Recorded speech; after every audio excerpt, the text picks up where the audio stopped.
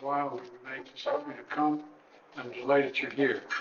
And, even the cherry blossom bloomed early in anticipation. Well, they did, by the way. They really did. And as you all know, those blossoms are the first sign spring has arrived. And they remind us that we can begin anew every year. And tomorrow can be a better day than today. It's a symbol of both our countries, what both our countries hold dear, new beginnings. So thank you again for being here. And a few days after my inauguration over 3 years ago, I received a big, shiny blue and red envelope covered with stickers on the envelope. It was a big envelope, and it was full of letters from an elementary school teacher in Japan who compiled them from her students. She teaches children who stutter, like I did as a child. And she wanted me to know that when she told them, her class, about that I had a similar liability at the time, the kids lit up smiling, and they said, "We're the same. We're the same." Well, we are the same, Japan and the United States. We may be divided by distance, but generations after generation, we've been brought together, the same hopes, the same values, the same commitment to democracy and freedom, and the dignity for all. And today, without question, our alliance is literally stronger than it has ever been. This was both not inevitable, but it was also, the fact is that both the Prime Minister and I came of age as our countries as they came together. We both remember the choices that were made to forge a friendship that were once only a devastating fight that existed before. We both remember that hard work, what it has done to find healing and where there was once such hardship. We both remember Japanese and American people who not only brought us together, but who brought us forward, transforming our relationship from bitter foes to the best friends could be. Tonight, we pledge to keep going. We stand at an inflection point where the decisions we make now are going to determine the course of the future for decades to come. A future that the kids of our two families and children in all of our two countries remember. But I also know that Japan and the United States stand together, and everyone should know that as well. Committed to each other and committed to building a future worthy of the highest hopes that of our predecessors and our people have dreamed of. Ladies and gentlemen, so please join me in raising your glass, and I don't have a glass. Oh, there you go. You have one for the Prime Minister? Thank you. Join me in raising your glasses to our alliance, to our friendship, and in the words of those young students in Japan, to the same future we share. Cheers. Good. Turn it over to you, Mr. Prime Minister.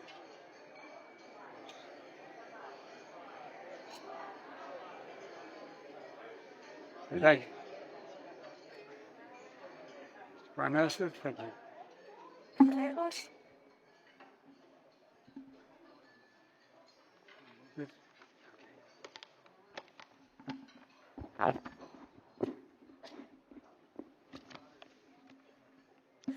Mr. President, Dr. Biden, distinguished guests, and ladies and gentlemen, I would like to express my heartfelt gratitude to you for hosting such a wonderful dinner and your warm welcome and hospitality.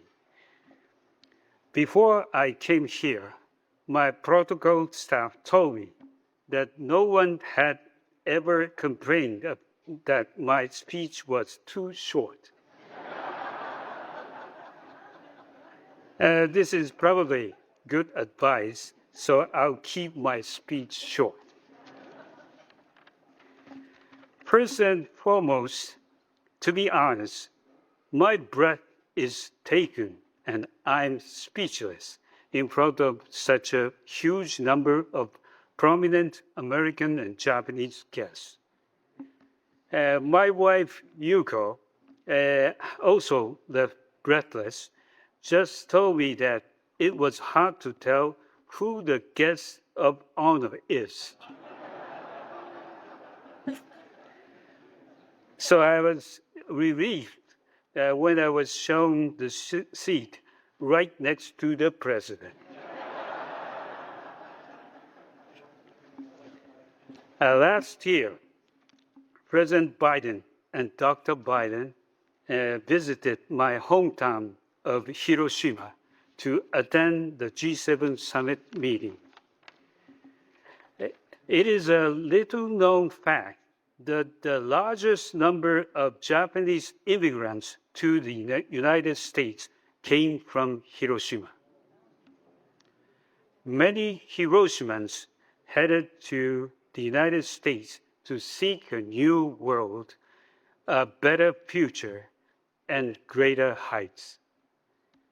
Mr. President, I know that the late Senator Daniel Inoue was a good friend of yours.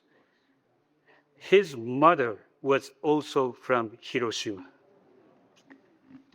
Looking back at the long history of Japan and the United States, our predecessors have carved out the path in various fields such as business, academia, art, and sports, traveling back and forth between the two countries.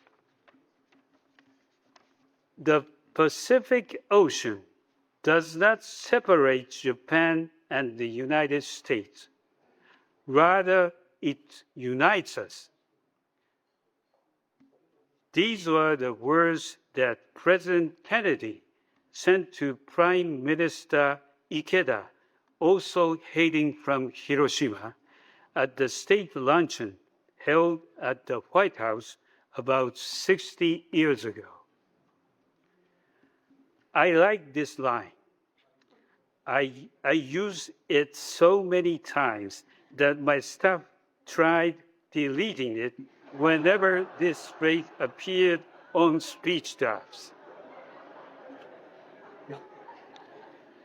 However, there is nothing that expresses our relationship as visibly as this. And never have these words been more relevant than today. Japan and the United States are united than ever before.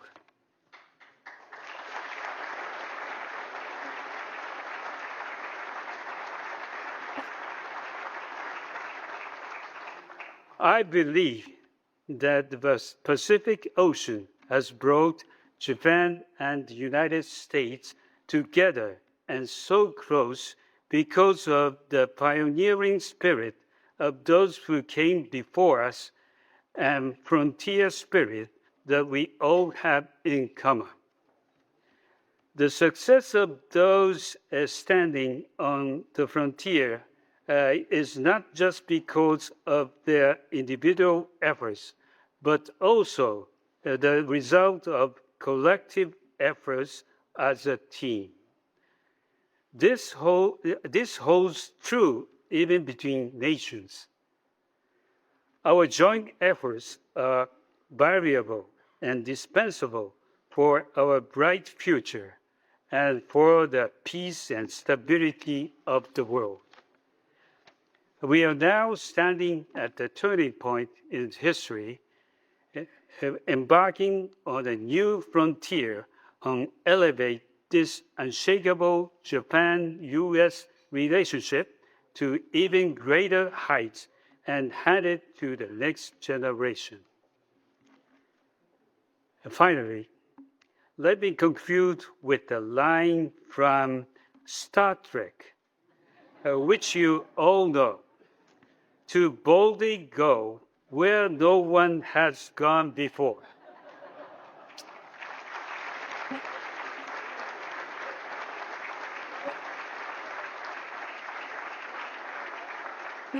By the way, George Takei, who played Hikaru Suru, the helmsman of the USS Enterprise, also has roots in Hiroshima.